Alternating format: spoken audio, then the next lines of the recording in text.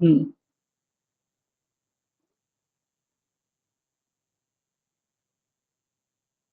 तो यहाँ हम सिर्फ कर्म योग को समझने का प्रयास करें। कर्म योग क्या है?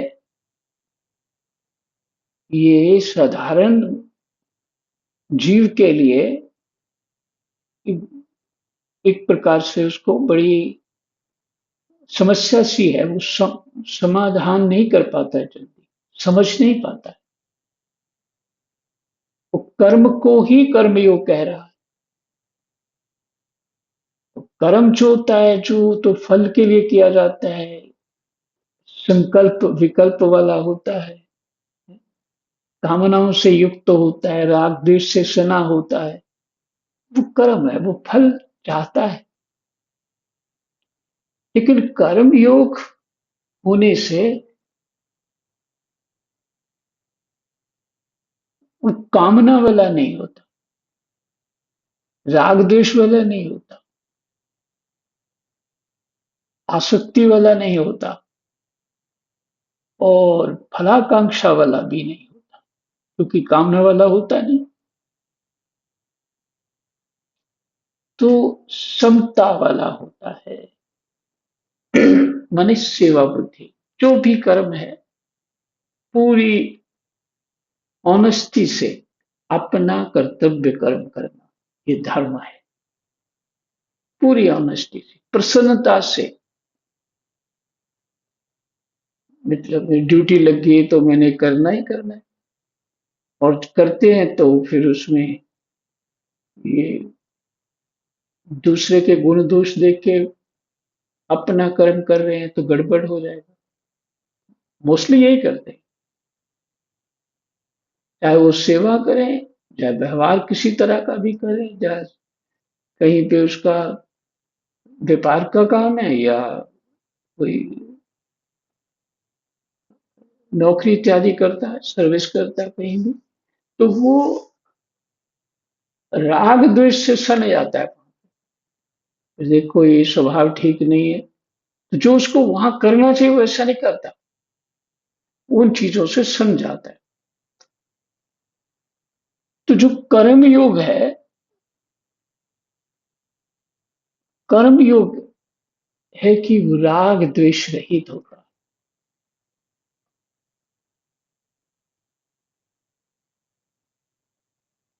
कर्म योग है राग द्वेष रहित होता है।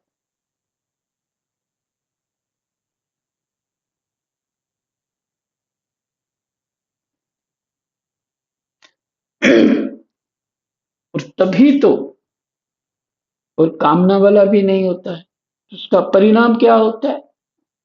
फल कुछ नहीं होता, सिर्फ सेवा होती है, वो साधना बन जाता है। वो साधना बन जाता है।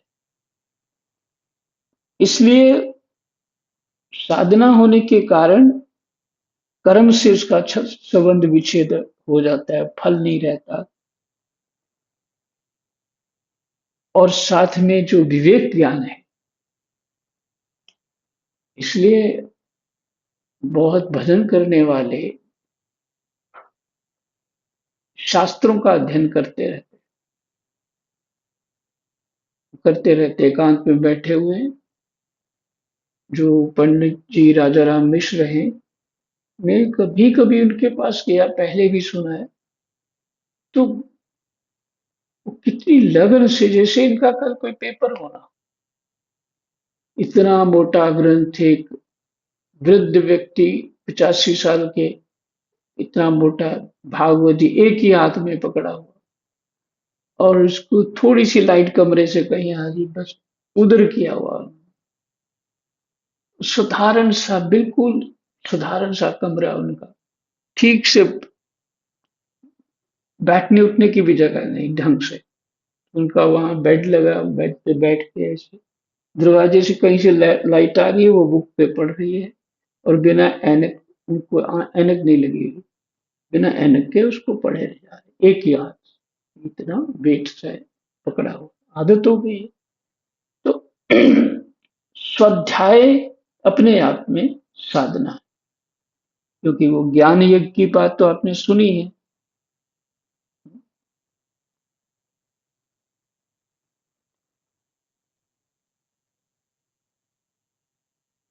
तो इस स्वाध्याय से विवेक ज्ञान प्राप्त होता है, विवेक ज्ञान, और उसी से संशयों का नाश हो जाता है।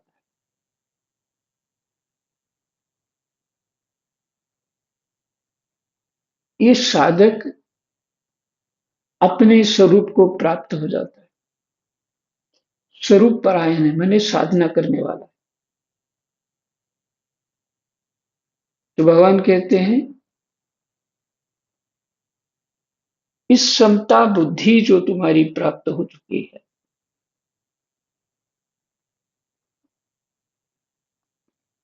और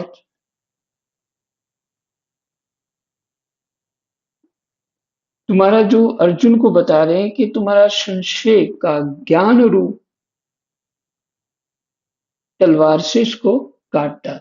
मैंने वो तो कट ही रहा है, भगवान ने इतना जो सुनाया है, वो तो संशय का नाश होता ही जा रहा है।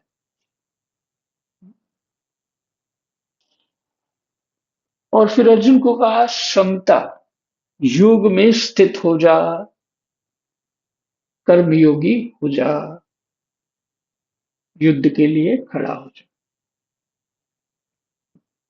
ये हमारा चौथा अध्याय यहाँ विश्राम हुआ। थोड़ा सा पांचवा अध्याय आरंभ कर लेते हैं, थोड़े समय के लिए। ओम श्री परमात्मने नमः। अथ पंचमो अध्याय। अर्जुन बोले, हे कृष्ण, आप कर्मों का स्वरूप से त्याग करने की और फिर कर्म योग की प्रशंसा करते हैं।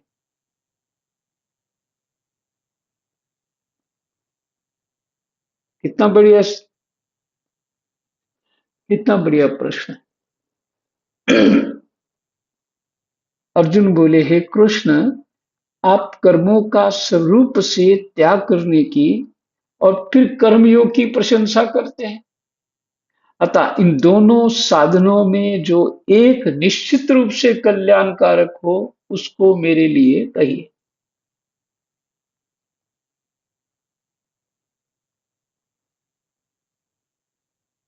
कर्मों के स्वरूप से ही त्याग करने की आप कहते हैं, फिर कर्म योग की प्रशंसा करते हैं, फिर कर्म करने को भी कह रहे हैं। भगवान जी ने इन दोनों श्लोकों में पीछे चौथे में स्पष्ट कर दिया, कर्म योग। अर्जुन को समझ आ गया होगा, पर किस लिए ये प्रश्न किया, ये पता नहीं। आगे चलते हैं। तो स्वामी जी इसके ऊपर क्या व्याख्या करते हैं?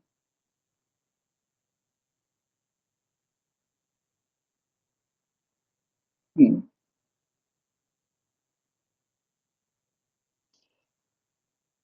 चौथे अध्याय के अंत में भगवान ने अर्जुन को युद्ध के लिए खड़ा होने की आज्ञा दी थी। परंतु यहाँ अर्जुन के प्रश्न से पता लगता है कि उनके भीतर युद्ध करने अथवा ना करने की और विजय प्राप्त करने अथवा ना करने की अपेक्षा भी मेरा कल्याण कैसे हो, इसकी विशेष चिंता है। ठीक, बिल्कुल। उनके अंतःकरण में युद्ध की तथा विजय प्राप्त करने की अपेक्षा भी कल्याण का अधिक महत्व है। अतः प्रस्तुत श्लोक से पहले भी अर्जुन दो बार अपने कल्याण की बात पूछ चुके हैं।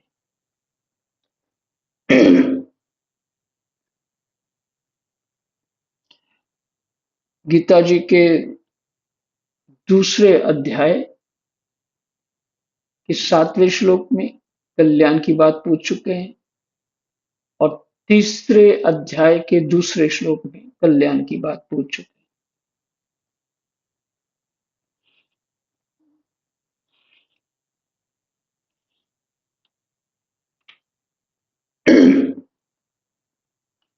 श्री भगवान बोले, संन्यास सांख्य योग। यहाँ संन्यास किसको कहा? सांख्य योग। संन्यास, सांख्य योग और कर्म योग दोनों ही कल्याण करने वाले हैं। संन्यास का अर्थ यहां लिया है सांख्य योग, और कर्म कर्म योग दोनों ही कल्याण करने वाले हैं। परंतु उन दोनों में भी कर्म संन्यास सांख्य योग से कर्म योग श्रेष्ठ है। कर्म संन्यास से मैंने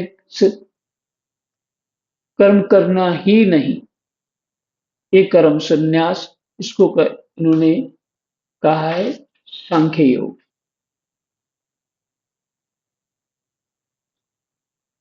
देखिए, सांख्य योग की व्याख्या कुछ और है, और यहां कर्म संन्यास को ही सांख्य योग का।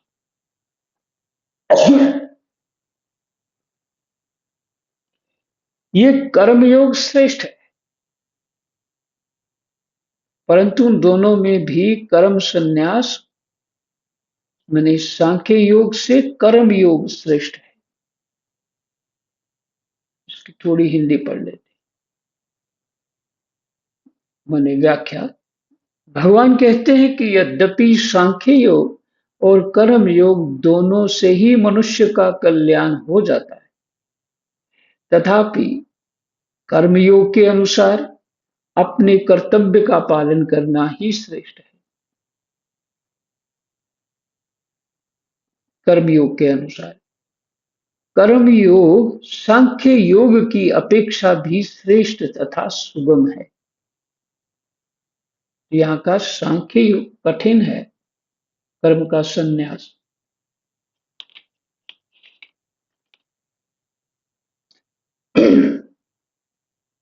हे महाबाहो, जो मनुष्य ना किसी से द्वेष करता है और ना किसी की आकांक्षा करता है,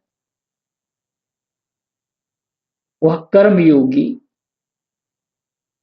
वह वो कर्मयोगी है। वह कर्मयोगी सदा सन्यासी समझने योग्य है।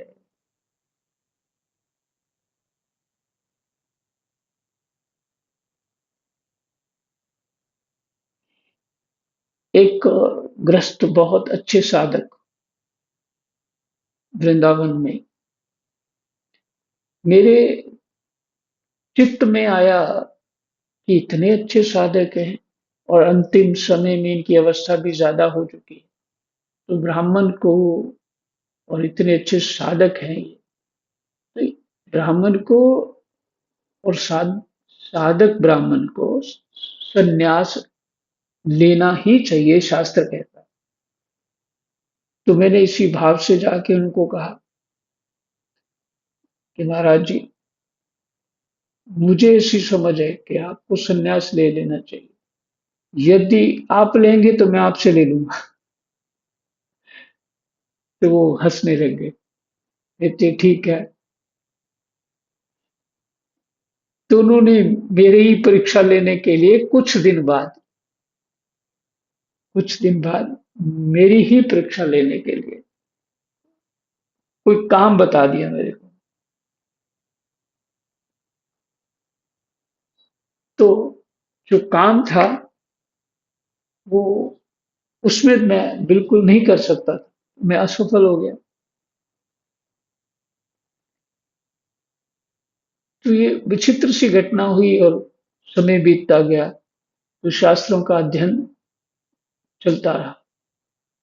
तो समझ में आ गया ये गृहस्थ में ही सन्यास है इनका, गृहस्थ में ही सन्यास है। सन्यास तो यही है ना कि सब कुछ त्याग करके परमात्मा में पूरा मन रम जाए, इसीलिए सन्यास है। कोई वर्दी पहनने से थोड़ी मतलब है। तो और उनकी वो तत्परता, सभी चीजें जब मैं देखा तो क्षमा मांगने के लिए गया। कहा महाराज जी आप तो पहले ही सन्यासी, मुझे ही गलती हो गई।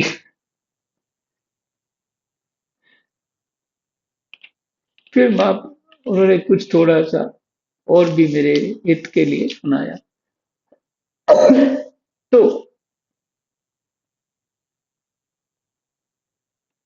कर्मयोग सांख्य योग की अपेक्षा भी श्रेष्ठ तथा सुगम, यही विश्राम करते हैं। कृष्णाय वासुदेवाय हरये परमात्मने प्रणतः क्लेशनाशाय